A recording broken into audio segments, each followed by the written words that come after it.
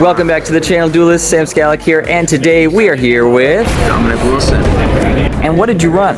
Running a rescue ace with big races. Big races. Alright, so first we'll start off with our hand traps and whatnot. We got one Veiler. I think it's excessive to run more than one, really. It's just a really quick way to get out of your monsters. We've got 3 Ash, of course, you know, must have in really any deck ever. We got 1 Nib. Honestly, Nib's an iffy card in general, so it's really kind of there for siding out if you really need it. And then we've got a barrier statue. Honestly, biggest troll in the game. The amount of people have had scoop when they see barrier statue come out with the Lux is just hilarious. Got 1 Therian. It's a good negate to have on field. If you really brick, you can just go, you know, link 1 off of Impulse into Regulus, and it's a really good lock. Then we run 3 Impulse. This is a must-have 3 of, because it's the easiest way to search out any monster in your deck, as long as you don't get ashed. And then we've got 3 Preventer. It's an iffy 3 or 2. I personally like to play 3 because, you know, it's a free book and a free summon if it gets destroyed. So it's a good way to keep monsters on your field and keep them from activating certain things. Got 2 Monitor. There's a big controversy in the Rescue Ace community on like running Monitor at all. I personally like 2 because it really helps smoothen out getting your traps, which are really big for the deck in general. And it helps special summon monsters from your graveyard, which I don't think many people like to use that effect for no reason, personally thought. We won 1 Fire Engine. We run this for the free special summon and free other special summon. So it's a good way to get your links out, because Rescue Ace really loves to use links and synchros since we don't have any restriction extra deck wise. Run 2 Turbulence. You can run 3. I personally win it because it opens a lot of opportunity for brick. So really all you need is the 2 for searches and whatnot. So you definitely want your set 4s from them. I run 2 Hydrant. I honestly, before Sinful Spoils, 3 was, you know, a must-have. But after the Sinful Spoils add-on, 2 is really all you need. And it's a good way to search out Rescue Ace monsters and get additional activations on your spells and traps. I run 1 Fire Attacker. It's a really good draw too, but you do have to discard 1 afterward, which is where you can come in with your Preventer to special summon after it gets sent to the graveyard, if you draw into that. I run 3 Lifter. This is also what I think I must have run 3 of, because it gets options to your spells like Emergency, HQ, Rescue, and Alert, which are really big for the deck. It also gets a second effect to special summon from hand. Then, of course, the Diabell Star Black Witch. It's a really powerful card and really pocket munching. But it'll set you a Simple Spoil spell or trap and give you berries to a lot of different things. And for Noble Knight Renaud, I personally play Renaud because he's a free special summon with a warrior monster, and it's a good way to get out any synchro monsters like Baron. You just do him with Turbulence and boom, easy level 10 Baron.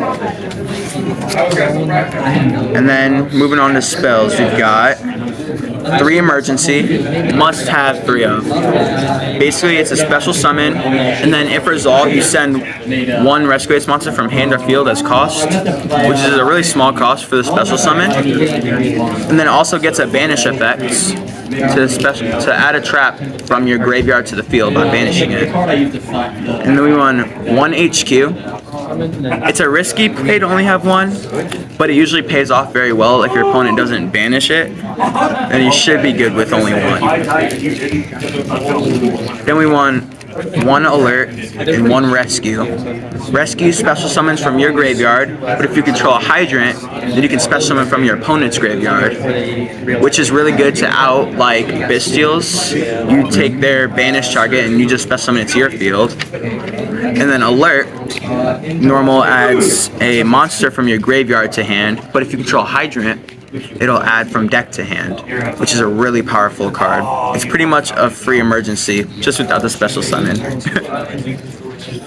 We run one Rhoda, which gives you into stuff like your impulse and your monitor and airlifter. So it's really good to out breaky hands if you pull into them. So that's just a good way to keep that safe. I run one Simple Spoils Doom or Celia. Most people don't run it because they kind of think it's just, you know, a whatever card. I personally like it because it's a free board wipe pretty much, because it targets one level 7 spellcaster monster you control, and it reduces the attack of all monsters on your opponent's field down by that much. If the monster's attack hits 0 from that, they're destroyed. It also protects your spellcaster from card effects, so they get both effects, not just one. Then we run Raigeki, just in case we don't have any out to their board. That is always clutch. We run Called By, obvious for Ash, because we don't want them stopping our emergency. We run Extravagance, Bricks again. We run Feather Duster, since we really get eaten up by other back row decks. It's no fun to play against them either. We run a Solemn Strike. I personally run it. I like using it for stuff for that they activate in hands or special summons, because it makes it easier for me to conserve my back row, since you do only run one of each back row. One evenly, just to make sure that they don't get their stuff either. 2 Imperm. It's really good back row locking for, like I said, the other back row decks that we don't like. And it's good free resources like a Contain. And then we run Warren Reinforce, protection spell that gives your monster 1500 attack and defense. It cannot be destroyed by battle or card effects. And it can stay, it gets its attack saved, so it'll stay alive after an attack. And then its second effect is that you can banish it and then set a spell from your graveyard to the field. You run one Extinguish. That'll normally just destroy your opponent's monster, but if you control Hydrant, it negate destroys, also stopping its graveyard effects or field effects. And then we run one Contain, which will negate your opponent's monster effects, but if you control Hydrant, it prevents it from being able to use Exceed Summoning, Link Summoning, Synchro Summoning, or Fusion Summoning. And then, moving on to our extra deck, the little saucy sauce. We run, for our Link 1, we run Link Karibo, and we run an Almirage. So I like to run these to get rid of Hydrant if necessary, for plays like Preventer, in quick movements. For Link 2s, we run Isolde, Isolde, IP, Nightmare Phoenix, and I believe that is all our Link 2s, yeah. We run Isolde for our free Impulse to hand, because we definitely would love to have Impulse for about every hand that we have, since that is the free special summon.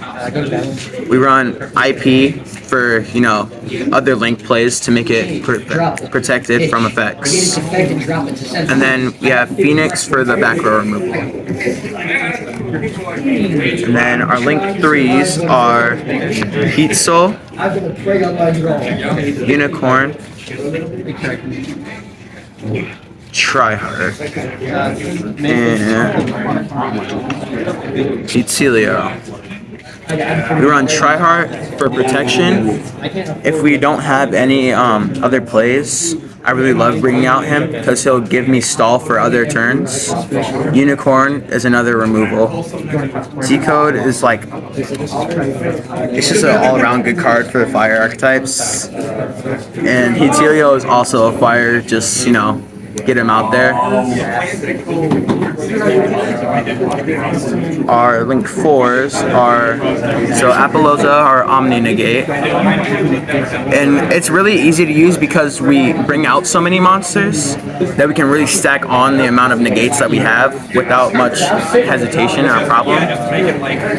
Avermax, I personally only bring out Avermax if I have an IP to bring him out with the amount of protection it gives. Griffin, honestly, Griffin's just one of my favorite locks to do, just to troll. Because if you just play Griffin and then you contain your opponent with their Griffin, then they can't actually activate anything unless they link summon to that other area. So they're really locked out from any place in that situation. And Raging Phoenix is another just fire summoner. So it'll really bring out your fire monsters quicker. And if it gets destroyed, then you banish one fire monster, special summon it. And that opens more place for cards like Preventer, so that you can special summon a banished monster from Phoenix. And then we have our higher links. Underworld Goddess, which is just the free Kaiju plus link.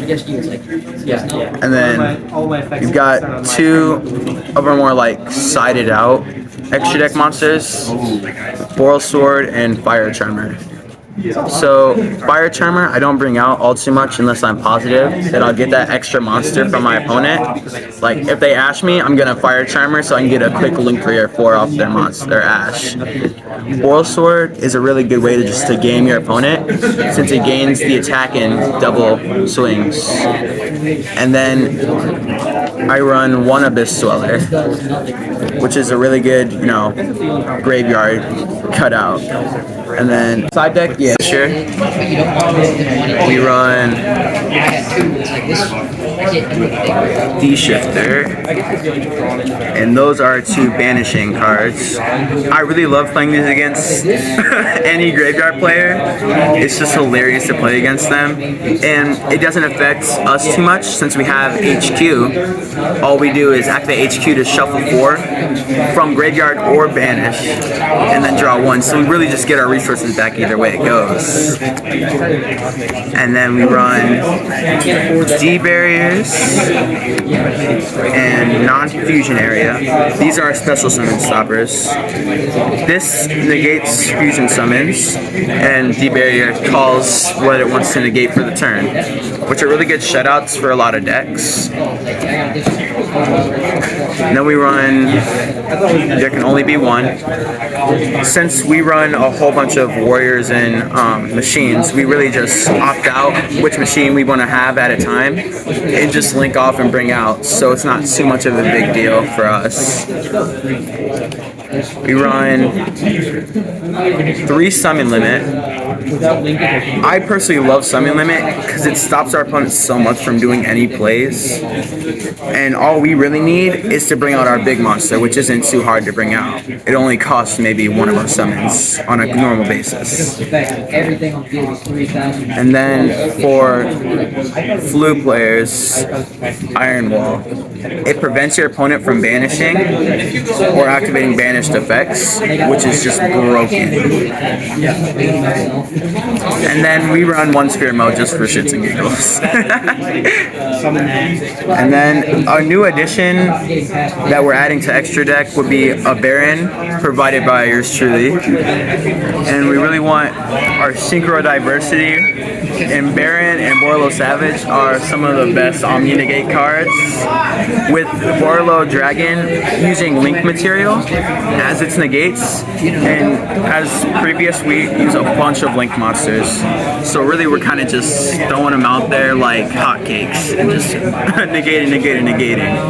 Nice. Now, how's this deck been performing for you lately? It's been performing really good. There are a lot of decks that like really make it hard to play through, like back row decks, Labyrinth. Oh, brother. I don't think I have one against Labyrinth yet.